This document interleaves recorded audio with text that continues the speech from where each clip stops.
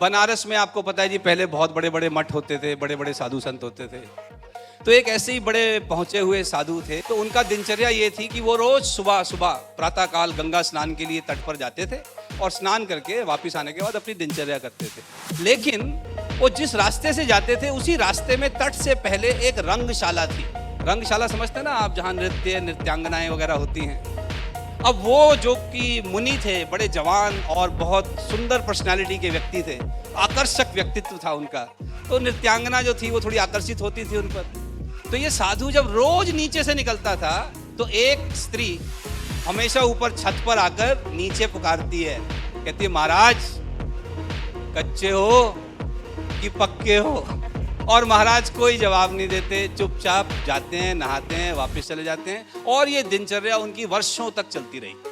तो अब जब बहुत वर्ष बीत गए तो ये महाराज जो है अब थोड़े वृद्ध हो गए। अब इनको आभास हो गया कि अब मेरा जाने का समय आ गया है। तो उनके यहाँ एक प्रचलन था कि गंगा नदी के घाट पर जाके प्राण त्यागते थे। तो जब बिल्कुल अब वो अचेत अवस्था में हो गए तो उन्होंने अपने शिष्यों से कहा कि भाई मुझे उठाओ और अब गंगा नदी के तट पर ले चलो। बस ध्यान रखना कि इस बार जब ले चलो तो उस छत के नीचे जरा 1 सेकंड के लिए रोकना। तो शिष्यों को लगा यार ये बुढ़ापे में हिल तो नहीं गया है। उन्होंने कहा महाराज क्या बात कर रहे हो, पूरी जवानी रुके नहीं आप। तो उन्होंने कहा रोको। तो ले गए साहब शिष्यगण।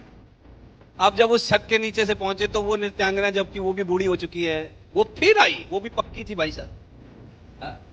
वो फिर आई और उसने कहा महाराज कच्चे हो कि पक्के हो। महाराज ने एक जवाब दिया, आज पहली बार पक्का हूं। वो नृत्यांगना दौड़ी दौड़ी नीचे आई।